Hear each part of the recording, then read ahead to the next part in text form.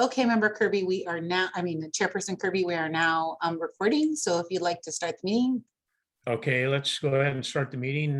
Could you read the meeting and public comment announcement? Yes. This meeting is live streamed and temporarily closed to in-person public participation. The clerk's office is in the process of hosting hybrid public meetings that will provide board members and members of the public with the option to participate in the meeting either in person or remotely. Thank you for your patience and support. To make a verbal comment at today's meeting, dial 916-875-2501.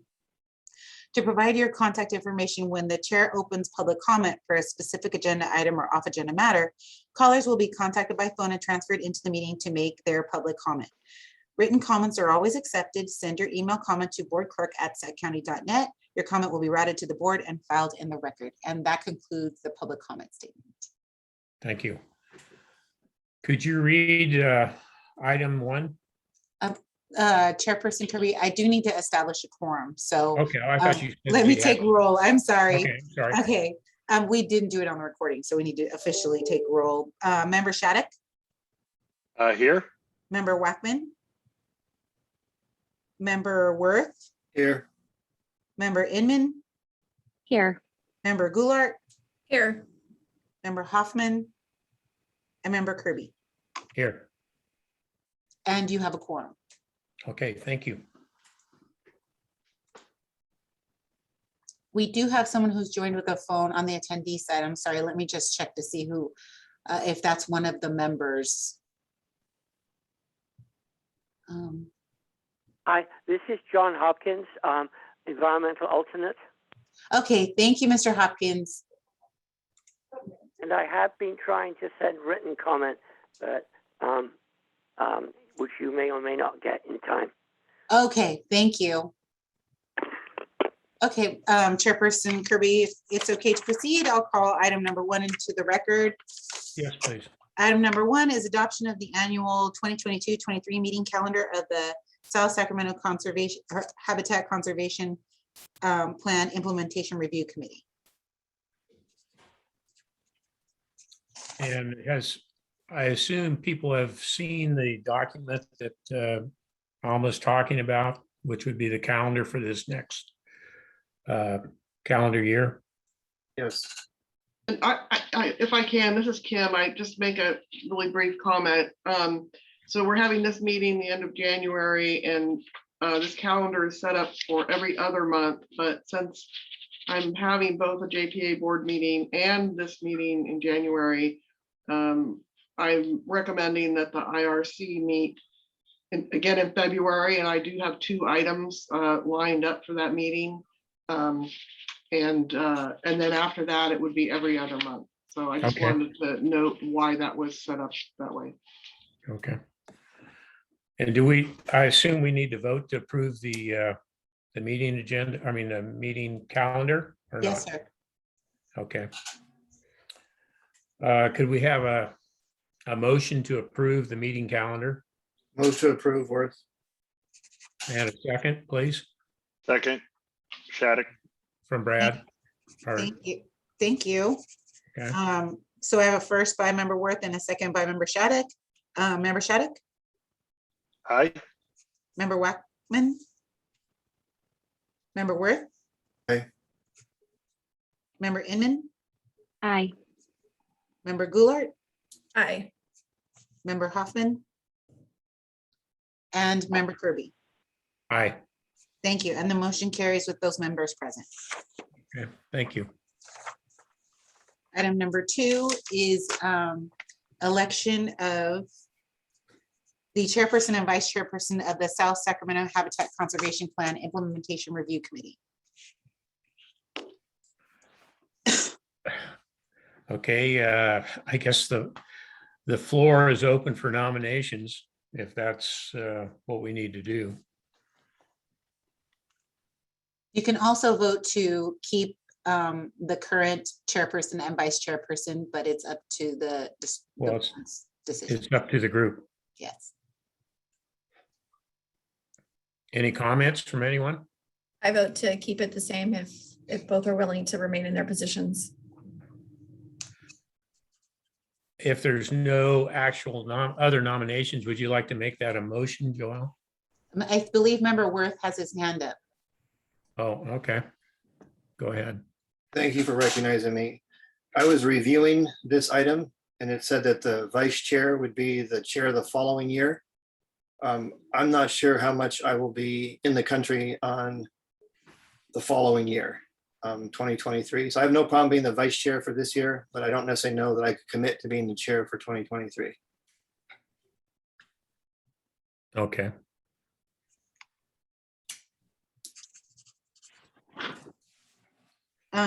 Well, we just kind of had the same issue at the regional sanitation meeting. And so they decided to vote to keep the members for the vice and chairperson for 2022. And then they would revisit it in 2023 if, like you said, Member Worth, if you don't feel that you would have the time to serve, then the IRC committee would just vote for a chair, different chair on that year. That's fine. Is that okay with you, Kim? Yes. Okay, thank you. So that's Member Kirby continuing as chairperson, Member Worth continuing as vice chairperson for 2022. I have a first, but I don't have a second. And Joelle, did you? Member Inman, did you second? Oh, sorry, Member Shattuck. Okay, thank you very much. Member Shattuck seconded the motion. Okay, I'll take the vote. Member Shattuck? Aye. Member Wackman? Member Worth? Aye. Member Inman? Aye. Member Goulart? Aye. Member Hoffman? Aye. Oh, Member Hoffman? I thought, oh, Hoffman. I thought you said Hopkins. Beg pardon. Oh, Ignore me. okay, thank you. Member Kirby? Member Voter Kirby? security. Member Kirby? Aye. Thank you. Mhm. And moving on to item number 3. This is the review of the first annual report for the South Sacramento Habitat Conservation Plan. Yes, I'm pleased to present this report to you today. It was delayed for a variety of reasons, just the information gathering and preparing the maps. And I was working all this year with the wildlife agencies, so they were well aware of the delay, and they were okay with it. They were supportive of, getting the report done as soon as possible. And so when I did have a draft ready, I sent it to them, and they provided some minor comments and basically thought that it was an acceptable report. So I think that's good. They also provided some ideas for the next report. So the annual report basically takes the components that are outlined in the South Sacramento Habitat Conservation Plan, and then kind of walks through those for this particular reporting period. I'm not sure how much detail you want me to give you verbally here. What I think I would like to do, because I've kind of laid out what we've done here. We've had a number of preserves established during this reporting period. We just had 6 projects that received coverage under the HCP, totaling about 96, a little over 96 acres that were impacted. 2 of those were in the city of Galt, and 2 were in the county of Sacramento, and then we had City of Rancho Cordova and the Southeast Connector project, all had projects. So what I wanted to do was just briefly, let me find it here. There it is. I wanted to briefly mention what the wildlife agencies indicated they would like to see in the next report. A table of covered species habitat impacted during the reporting period. So we'll do that for the second annual. And then they wanted to see chapter 4 include a table of the acreage of land cover types preserved within the preserve system, and a table of the acreage of covered species habitat preserved within the preserve system. So we'll do a little bit more robust work with regards to the information provided for the preserve system in the next annual report. And then the other thing that we're going to do is revisit the number of figures that we made, because I was following the directions as shown in the HCP, which resulted in just an enormous amount of figures, which took an enormous amount of time, and is part of the reason why we had such a delay in getting this done. And so we're going to revisit that and work with the agencies to figure out a better method for the mapping that would, cut down significantly on the number of maps required. So those are some of the things we're going to be looking at for the next report. I also want to say that I just received an email from John Hopkins. I don't know, John, do you, if I guess that comes later, but I did receive an email from John Hopkins with some comments on this report. So I did forward those comments to the board members as well, just a few seconds ago. okay, great. So I think, that concludes my discussion of this annual report and or my presentation, brief as it is. And then I would just like open it up for questions and comments. Any thoughts? So while everyone's thinking of this is John Hopkins, this may be more pertinent to the next annual report.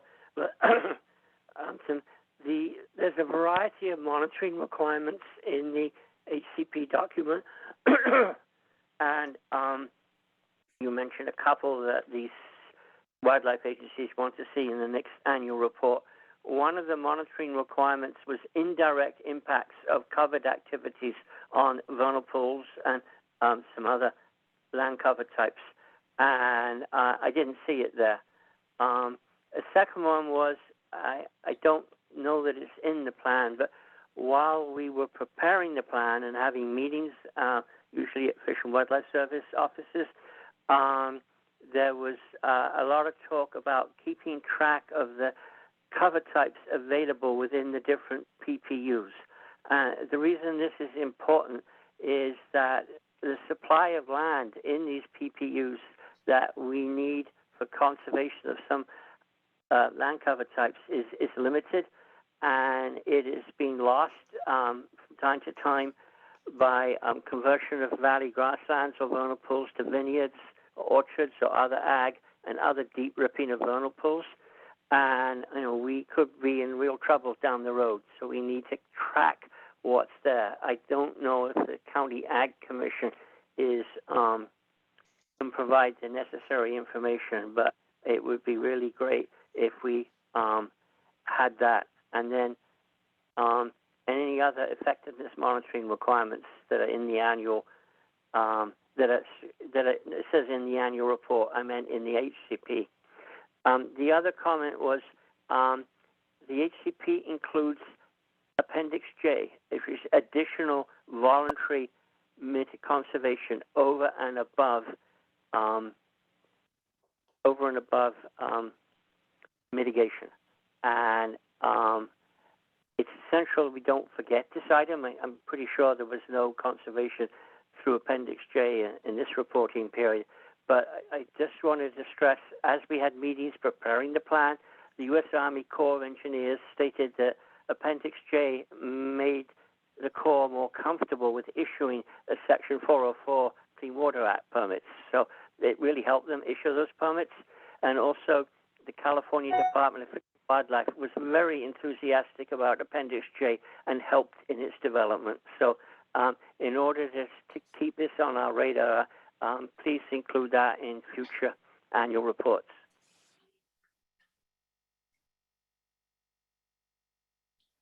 Okay.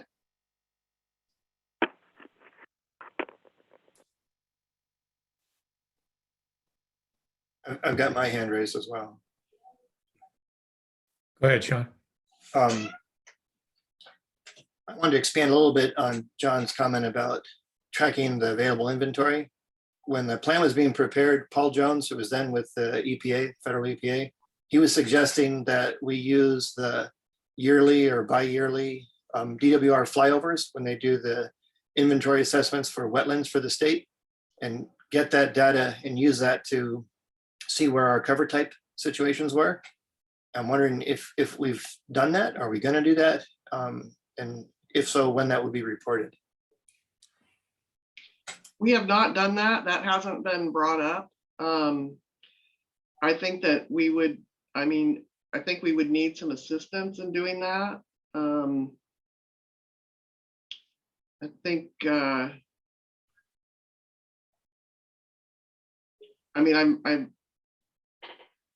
appreciative that that might be a good methodology.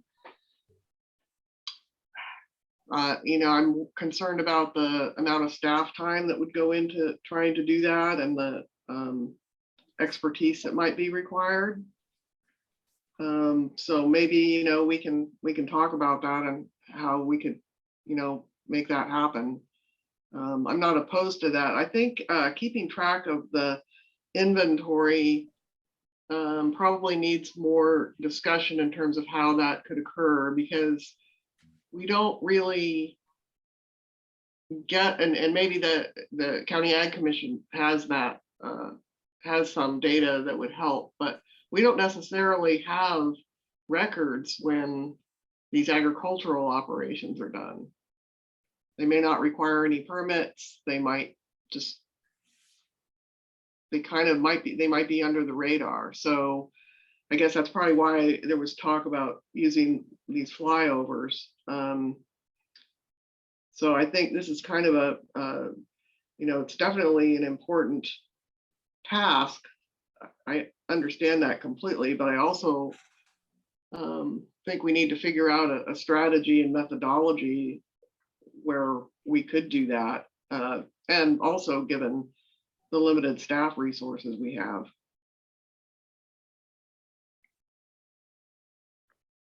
As I recall, Paul seemed to think that the data was very sensitive to the density of the substrate, and he felt that that would be able to even determine what crop type was being grown in a given field.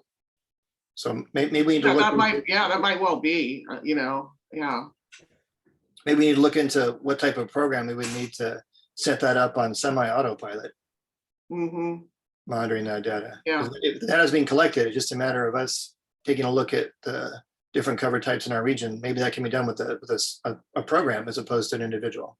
Well, the thing that you got to be careful about is when the timing of those types of things. It's just like we've just gone through submitting our report for, this has nothing to do with this, but the consuming subbasin on groundwater, and there was overhead work done by an outside agency about trying to isolate and determine where the different in the landscape, who was using water, what type of crops they were. Well, they did it in a time of year when everything was green. So even places that were dry showed up as being green. They identified it as being irrigated pasture, and it wasn't.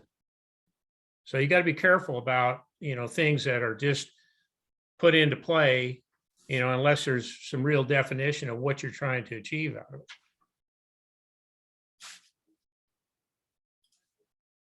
Good point. Because so, I guess what I would recommend is, maybe we can have a little subcommittee, start to meet and see what options we could come up with to be able to identify, at least in part, these land conversions. I don't know if anybody's willing to do that, but I'm willing to participate. And I think it's something we need to look at. But just as an example, in this case, I'm on the Galt Irrigation Board. Of course, we were just involved in as a GSA trying to promote this thing along. And probably 25% of the parcels that were identified as being irrigated lands weren't. So, it's got to be something that is credible.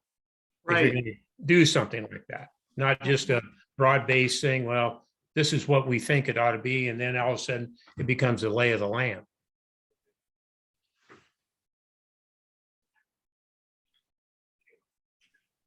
It might be a good move to identify exactly what's needed to be able to do this effectively and accurately, given the state's big push for saving 30% of the landscape by 2030. This would be, somewhat relatively low-hanging fruit to allow for more effective conservation going forward, being able to Right. make inventory for these plans. And just a note on this 30 by 30, I'm working on some stuff through another group. And what information that I've been given is, and I don't know the particulars of how they identified the lands that are conserved, but I know that for some reason, they did not include a lot of lands that have conservation easements on it, which to me doesn't make sense. Because if you have land set aside in perpetuity, why would they not be included in this landscape as lands that are being saved? That had to do with their definition of gap 1 and gap 2. It's a technical distinction. Yeah. Easements would be either gap 3 or gap 4. I'm not saying I agree with it, but that's. But my point is, they're trying to make it a statewide policy, and why would these lands, if they're already being conserved, not be part of the broad base of what you're trying to prove? Yeah, I agree. I made a comment for the pathways document that, at least in our area and San Joaquin Valley, it's critical that we save ag land, because that's the surrogate habitat that many of these species are using. And it's more valuable to them than having the original potential habitat there. So we'll see what they do. Yeah, we're doing this for our own plan, not for 30 by 30. As Sean briefly mentioned, the definition of what is conserved land for 30 by 30 has several categories from a U.S. Geological Survey system, and lands protected for agriculture or agricultural are not considered conserved lands for 30 by 30. But knowing what is happening to them is vitally important for our plans. So I think we need to make this system, if we do this project, it needs to be as simple as possible, as minimal requirement for staff time, and just to help us be informed about what's out there, and not necessarily that it's conserved under 30 by 30, that we know from our own work, but what's going to be available for future conservation under the HCP.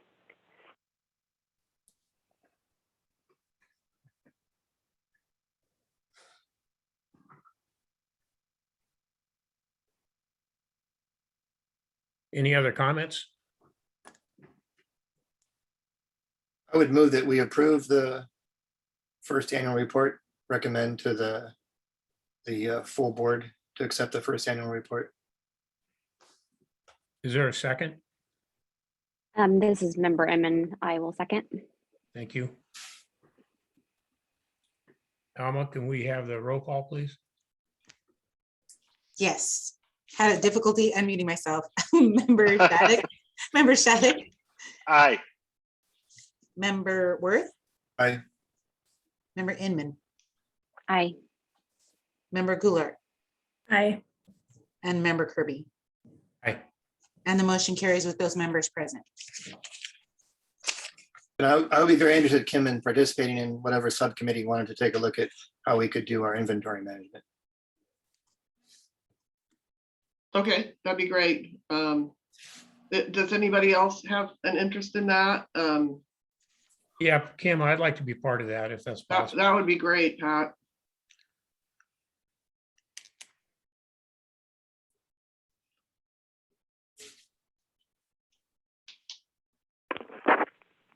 This is John Hopkins. If you're short on people, I would be happy to help, but I'm real busy on other things, so only if really needed.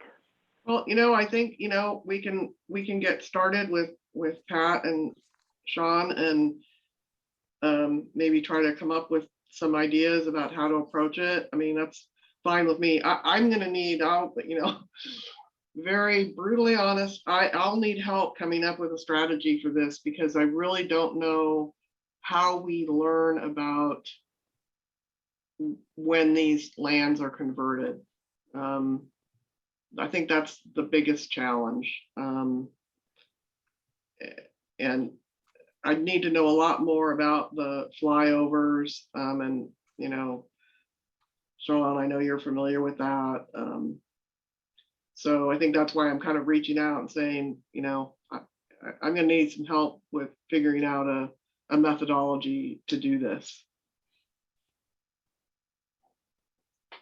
A good place to start might be reaching out to DWR and seeing if they're willing to provide data and in what condition they would be providing it. And I could check in with their biologist to see the answer to that probably. That would be great.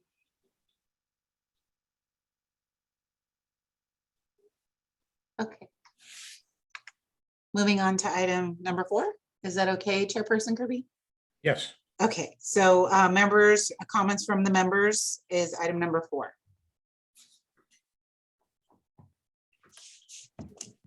This And is John Hopkins. Oh. But firstly, full members. I just wanted to thank Kim for being so accessible during the first year. So I wanted to talk a little bit about the state project that was mentioned, Pathways to 30 by 30. This is just for those who don't know about it. In October 2020, the governor issued an executive order regarding conservation of biodiversity and dealing with climate change on undeveloped lands. And one of these items was that this Natural Resources Agency has to develop a plan for protecting 30% of the state's lands by 2030. That's why it's called 30 by 30. And they came out with a draft and includes some appendices. And there's two items that have come up that are very relevant to this plan. The first is Appendix B lists conservation plans by regions, but a whole lot of plans were missing, including the South Sacramento HCP, and the California Habitat Conservation Planning Coalition is providing the Natural Resources Agency with a list of all the additions needed, including the South Sac HCP. The second thing is they have maps of conserved lands for each region, although they're very small scale, and they have a big geographic database. And the head of this project, Dr. Jennifer Norris, who's Deputy Director of Natural Resources Agency for Biodiversity and Habitat, sent me an email a little while ago saying that most of the HCP and NCCP data from the different plans is missing. What they have is just self-reporting. So it's highly likely that the South Sac HCP conserved lands data is missing. And I provided a URL where where all the items that are conserved need to be added. It's a GIS system.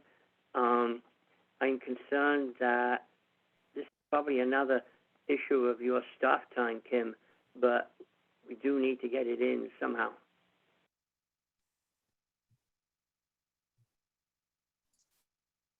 And the other thing is there's a February 15th comment period. If anyone wants to, be great. I provided the URL for all the documents and the system for submitting comments. And to help people, it may help people, so I attached this document and stuff I just sent. The California Habitat Conservation Planning Coalition just assembled a little document about key features of this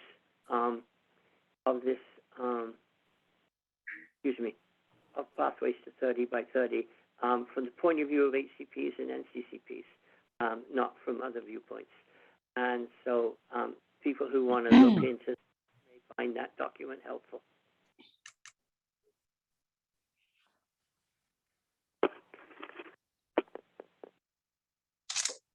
I see Okay. member Shattuck has his hand up. I'm sorry to interrupt.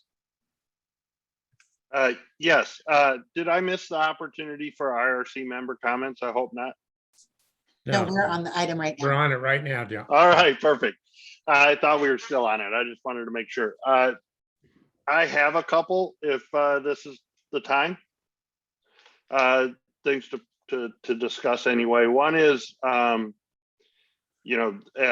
as we are gearing up for construction season in 2022, the timeliness of permits is absolutely critical. One of the things we're experiencing in the development community right now is we have the same supply chain issues as anybody else does in spades. So we have to pre-order very expensive materials well in advance. And so there's a lot of pressure to get permits done timely. And we've been struggling a little bit. We've got a couple of choke points with the South Sac HCP that have made it so that it's really hard to hit the timelines that we talked about as we were moving forward. There's nobody to blame for this. The Corps has been really short-staffed, especially in this area, and so, but the two choke points have been getting delineations verified because Sacramento County can't or won't process South Sac HCP applications until the delineations are verified. And then the other is getting the Section 106 SHPO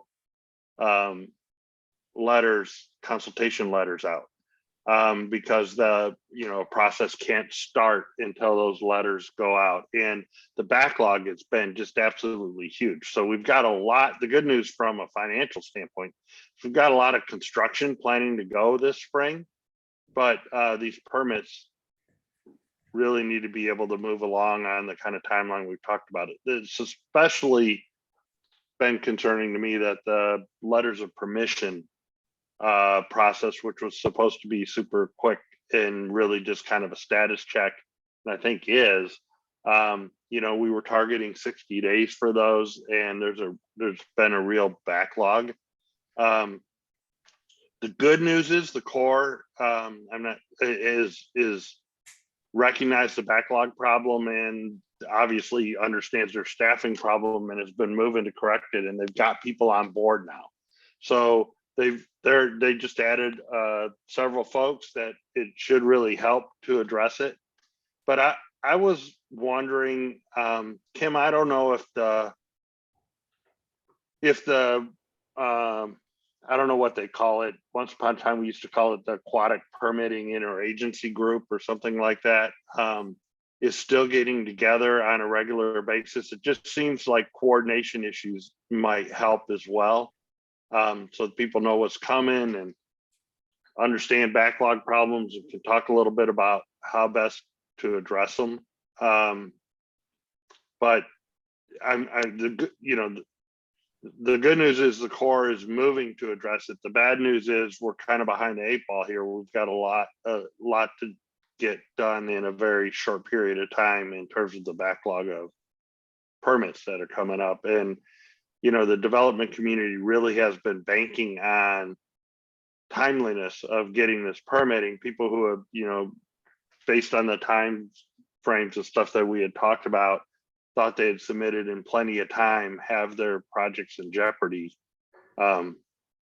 depending on, the ability to move forward with this. And like I said, I do want to commend the Corps. They really moved quickly to backfill empty positions, vacant positions. And so I think maybe this will solve itself a little bit, but I do wonder if it would help to have,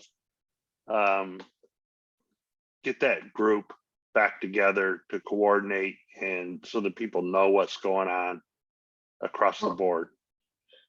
Yeah, so respond to that. So that group that you're talking about was sort of, the pre-HCP group. And since then, that group is basically the same folks that are the technical advisory committee. So we sort of made the decision that we would just address issues at the technical advisory committee meetings when those are scheduled, which are, on an ad hoc basis.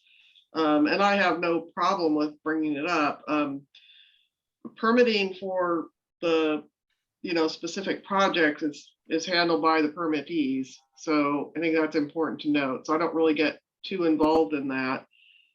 But I don't mind, having a discussion at the TAC and saying that this has come up. And as far as the choke points you mentioned, having a verified delineation is a requirement that's set forth in the HCP. So I don't think I don't think the agencies would be interested in modifying that. And I know folks have had some issues with the Section 106 process, and I know at least the county's been working really hard to address those issues. I don't know if Joelle wants to talk about that, but I don't really get involved in that. But I'm more than happy to put this on an agenda for the next technical advisory committee meeting. And that's basically comprised of all the agencies and the permittees. So have they been meeting regularly? I guess that's my question. They meet on an as needed basis. When I have an item that needs to come before the TAC, I will schedule a meeting. So, and even if it's just, I don't mind scheduling a meeting to discuss this, that's fine.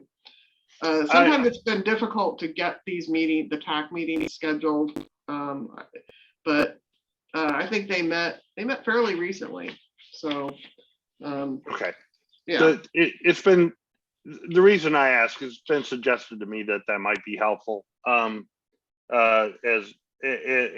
so not just like when there's a policy issue that you need to talk about, but the fact that they haven't been as frequently coordinating, and that the thought, has been forwarded that might be helpful. Kim, I didn't bring this up to suggest that something was stuck in this group, but just, the context of timely permitting is not irrelevant to, the implementation of South Sac HCP. And Sure. Most of the issues have been centered around the permits that, or the portion that's under the Corps' control, and their short staffing problems is how That's we have correct. the backlog that we have. And that means wasn't suggesting necessarily that we needed to amend the need for verifications in order to be able to implement, but the problem it creates is if you wait months and months and months to get a verification, and the normal process with the Corps these days, and a more efficient process, is to get your verification as part of their action. So you submit it with your application. Otherwise, you end up with the chain process that also really drags out. And so they have just been really short-staffed to be able to provide those delineations, verifications, and to initiate not just the process of 106, but to initiate the process. And so those are the things that the choke points, that folks out there dealing with it have brought forward to me, have become real problems for being able to deliver for 2022 construction. And so I raise it more to let everybody know that we've had choke point problems and that they're being addressed. But one suggestion that has come forward is, that if this TAC, if it's the replacement more or less for the aquatic permitting interagency group, that group of people somehow, get together more frequently to have an opportunity just to talk about maybe with the plan partners, what's going on and what's coming forward and how to address some of these problems when they come up. Mhm.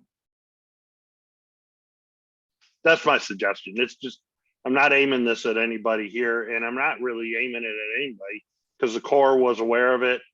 You know, they can't help it. They had a bunch of turnover and they're jumped all over it. So they're doing what they can, but the consequence of for the plan and for the folks who rely on the plan is pretty serious if we can't get the permits done in a timely fashion. Sure. No, I understand. You know, I know people who are, I've heard anecdotally, not my clients, but people that, you know, have been in the process since May. And so that's the issue. You know, it's important to me anyway, that we deliver on the permit streamlining component of all of this.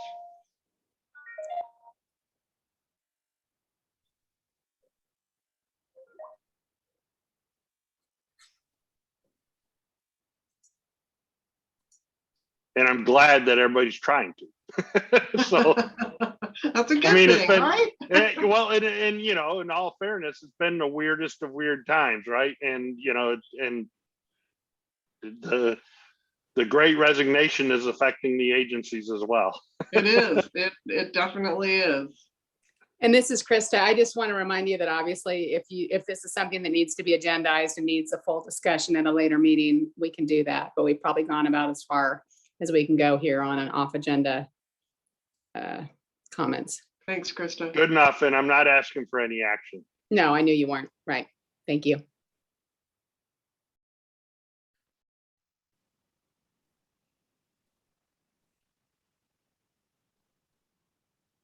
Oh, I don't see any other members with their hands raised. So Chairperson Kirby, if you'd like me to move on to item number 5, that would be public comments. That'd be fine. Thank you. Okay. And I don't see anyone with their hand raised. I do see that Alta Tura has joined the meeting. I don't know if she wants to make any public comments, so let me see.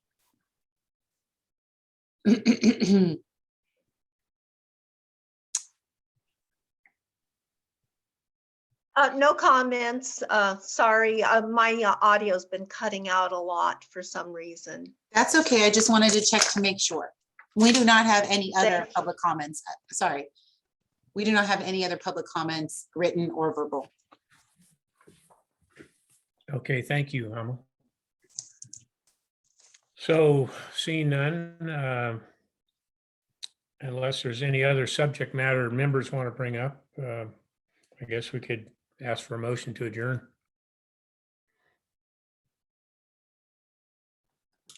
Move to adjourn, Worth. Second. Thank you. And Member Shattuck, Aye. Member Worth, Aye. Member Inman, Aye. Member Goulart, Aye. and Member Kirby. Aye. And thank you. And the meeting is adjourned at 2:44 p.m. Good to see everybody. Thank you. Thank you very much for attending. Thank you much.